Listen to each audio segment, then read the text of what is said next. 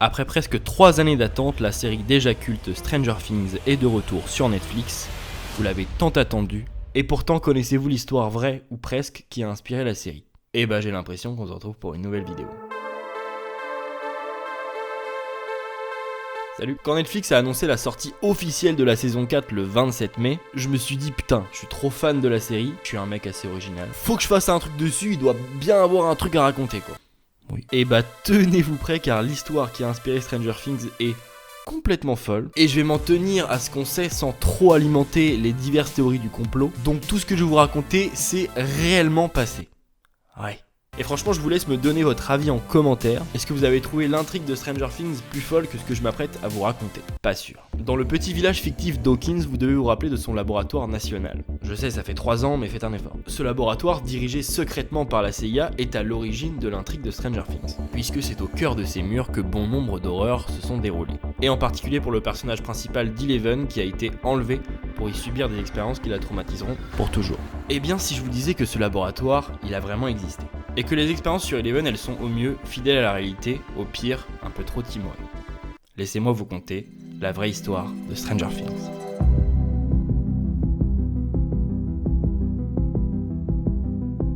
Dans les années 50 et plus exactement en 1953, un gars du nom d'Allen Dulles, Allen Dulles, il est nommé directeur d'une agence de renseignement vieille de 6 ans, la Central Intelligence Agency, aussi appelée la CIA.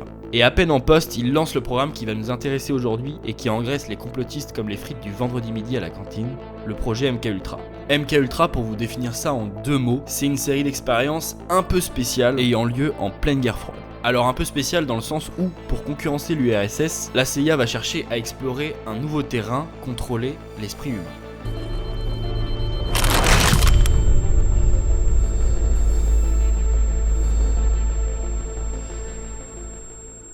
Ouais, on est à la fin de la guerre de Corée et les prisonniers de guerre américains, ils reviennent au pays. Sauf que les Américains restés aux États-Unis pendant le conflit, ils remarquent un petit truc. Les ex-prisonniers, ils sont un peu critiques envers le mode de vie américain. Et ils trouvent ça vraiment bizarre, parce que qu'est-ce qu'il y a de mieux pour un Américain que les États-Unis? Ils ont dû subir un nettoyage de cerveau. C'est mon déguisement d'Américain. Et donc ils se disent qu'ils ont du retard en termes de nettoyage de cerveau, et vous connaissez les Américains, ils aiment pas quand ils sont pas premiers. Alors ils lancent MKUltra, et dès le début, on frise l'irréel et on se dit que Stranger Things au final, c'est un documentaire. La CIA développe avec MKUltra plus d'une centaine de projets portant notamment sur la télépathie, sur un sérum de vérité qu'ils pourraient inoculer lorsqu'ils interrogeraient leurs prisonniers de guerre ou encore des pilules d'amnésie qui protégeraient les leurs. En gros, l'objectif ce serait de pouvoir manipuler, d'influencer à peu près n'importe qui pour leur faire ce qu'ils veulent. Et là, pour parvenir à ces fins, la CIA, elle redouble de créativité, mais surtout de cruauté.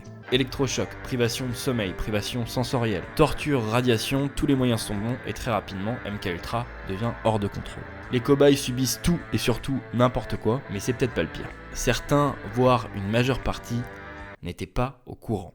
Comme le projet MKUltra, plus secret qu'un agent secret, un agent qui ne le sait pas. Ouais, et ça, on va le voir dans l'expérimentation principale du projet MKUltra. Et attention, on rentre dans du très très lourd. I was given a glass of Kool-Aid, and so were the other children. This Kool-Aid was spiked with LSD. It was horrible. Tout juste découvert, la CIA pensait que cette nouvelle drogue elle pouvait agir comme un sérum de vérité. Et ça va devenir l'objectif principal d'MKUltra. Alors le LSD dans la CIA, c'est une idée de Sidney Gottlieb.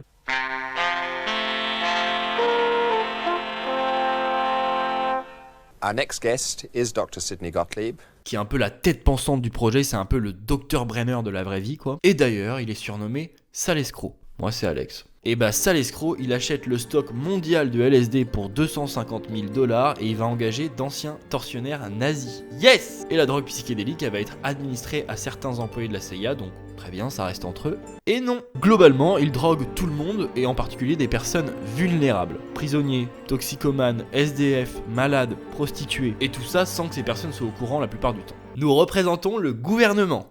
Vous m'avez reconnu? C'était moi. C'est comme j'étais déguisé. Et lors d'une de ces expériences, un agent fédéral qui était consultant pour la CIA, il a une petite idée, mais pour mettre son plan en place, il a besoin d'aide. Et d'une aide un peu particulière puisqu'il va s'adresser à des prostituées pour leur proposer un deal. En échange d'une rémunération, elles devront faire ingérer du LSD à leurs clients. Puis les mener dans des pièces où des miroirs sans teint les attendent. Et qui se situe derrière les miroirs sans teint? L'agent fédéral avec son petit carnet prêt à prendre des notes. Alors, il insère son pénis dans le grille-pain. Et ça, c'est qu'une bribe, si j'ose, puisque cette anecdote, elle prend place dans une opération plus large qu'on appelle Midnight Climax. Trop stylé à dire, quoi. Midnight Climax. Ça se trouve, je le dis mal en plus. Il y a de belles chances. Et Midnight Climax, on pourrait le traduire par orgasme de minuit. En gros, la CIA, contrôlait un réseau de maisons closes à San Francisco où ils payaient les prostituées pour refiler du LSD à peu près n'importe qui. Vous voulez une autre histoire ? Le 18 novembre 1953, un homme de 43 ans du nom de Frank Olson se rend à la montagne pour une petite réunion de travail. Enfin petite, Frank il bosse quand même à la CIA et à cette réunion, il y a un certain Sidney Gottlieb. Vous savez, ça l'escroc. Alors vous devinez l'ambiance, CIA, on est retiré dans une montagne, on est dans un James Bond. Du coup, les hommes se servent un verre de Cointreau. J'ai pas de Cointreau. Oh bah attendez, je vais mettre un peu de chocolat. Vous avez fait quoi ce week-end? Oh, impeccable. Oh, t'as fait chier. Sauf que Frank, c'est un peu le con de la bande. Et ses potes, ils lui ont fait une petite blague. Quelques gouttes de LSD dans son Cointreau. Donc Frank, il boit son verre, normal. C'est incroyable. Les hommes, ils discutent et ils refont le monde. Entre hommes. Oh man. Et là, un collègue, il dit à Frank, ouais, on a mis... tu vas rigoler. On a mis du LSD dans ton verre, en fait. Frank, il est un peu emmerdé. Et quelques jours après, paf, il saute, c'est ciao Frank. Un peu violente la chute, un peu comme celle de Frank, oui. Je ne suis pas quelqu'un de fréquentable, soyez-en sûrs. MKUltra, there was in it a story of a CIA experiment on an unwitting civilian who was given LSD. You're the one on stage tonight, Dr. Olson. You're all a bunch of jokers. Et Frank, c'est à ce jour le seul décès identifiable et reconnu par le président des États-Unis dû au projet MKUltra, même s'il y a plein de morts suspectes et de vies ruinées. Mais impossible de certifier sans rentrer dans le complotisme. Frank was somebody who has secrets, and he was dangerous. Bon, vous l'aurez compris, les chercheurs du laboratoire Dawkins, c'est très clairement des membres du projet MKUltra. Mais rappelez-vous, je vous ai dit que ce laboratoire, il a vraiment existé. Et si je veux tout vous raconter sur comment a été inspiré Stranger Things, on va être obligé de rentrer dans des théories un peu borderline. Alors attachez vos ceintures et c'est... Qu'est-ce que je branle là ? Stranger Things en fait ne devait pas s'appeler Stranger Things. Car jusque dans la phase de développement de la série elle s'appelait Montauk. Et Montauk, c'est un vrai endroit, une toute petite ville tout au bout de Long Island, l'île à l'est de New York. D'ailleurs le tournage devait avoir lieu là-bas, mais au final ça a été trop compliqué pour plein de raisons et du coup ils ont décalé le tournage dans l'Indiana. Bref, pourquoi Montauk? Qu'est-ce qui s'est passé là-bas? Quel est le rapport avec MKUltra? Et bah à Montauk se situe la base militaire de Camp Hero. On tient notre Hawkins Lab. Et il y a un livre qui est sorti sur cet endroit et qui a pu inspirer les frères Duffer, même si c'est pas un livre très officiel quoi. Là, on bascule du côté obscur, on va réduire un peu la lumière. Petite ambiance tamisée, l'eau. Ce livre il s'appelle The Montauk Project Experiment in Time. Et certaines scènes décrites devraient vous rappeler quelque chose. Alors pour rappel, je suis pas là pour le délier le vrai du faux. Ce livre c'est un peu une bible complotiste. Il y a quasiment aucun fait vérifiable à Montauk, mais en tout cas, c'est ce lieu et sa supposée histoires qui ont inspiré la série. Ce livre, il raconte le témoignage de Preston B. Nichols, qui aurait bossé dans le projet MKUltra à Montauk, et en particulier sur la télépathie. Et Preston, il nous raconte pas mal de choses qu'on retrouve dans la série, même si Preston, il nous raconte également que dans le bureau d'à côté, à Montauk, il y avait un homme lézard. Après, il nous a pas dit s'il avait pris le LSD avant, après ou les 28 en même temps. In the second and third levels, all of a sudden there appeared in the mid-70s a UFO underground, a disc-shaped flying saucer.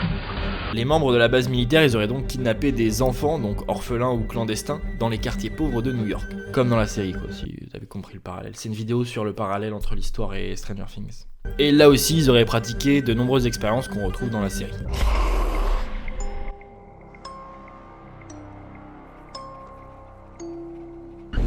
frightened. These are all friends.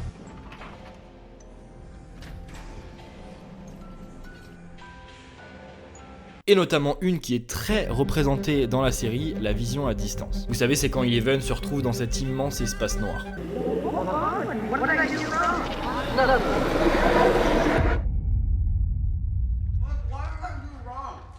Et donc du coup, avec une mèche de cheveux ou un truc qui pourrait identifier quelqu'un, les enfants doivent se concentrer pour essayer de retrouver cette personne-là dans le monde, pour voir avec ses yeux ou encore entendre avec ses oreilles. Petites oreilles là. Bref, le livre il fait également référence à un ou des mondes parallèles qui rappellent le monde à l'envers de la série, aka l'Upside Down. Et il y a un truc qui m'a marqué aussi et qui je pense a influencé de ouf l'intrigue, puisque Preston il raconte qu'ils avaient réussi à créer un tunnel temporel dans la base militaire, mais qu'ils ont perdu le contrôle et qu'une créature s'est échappée et qu'elle a tué plusieurs scientifiques. Ce qui rappelle clairement la faille ouverte par 11 entre notre monde et l'Upside Down et l'irruption du démon Gorgon.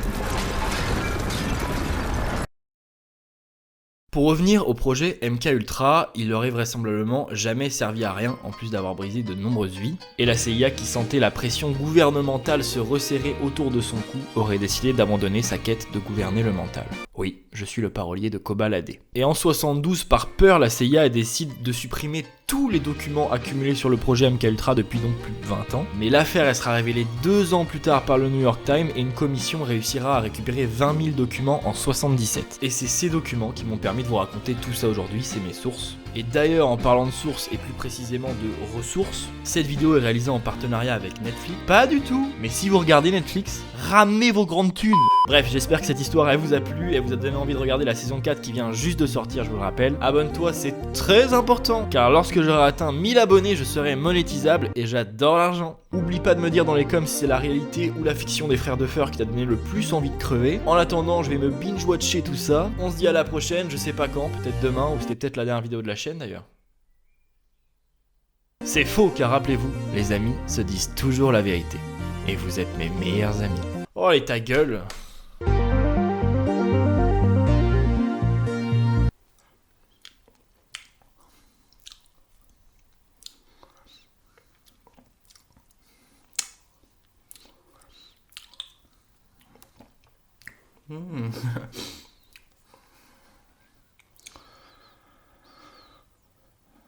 Je sais, mais c'est quoi le script?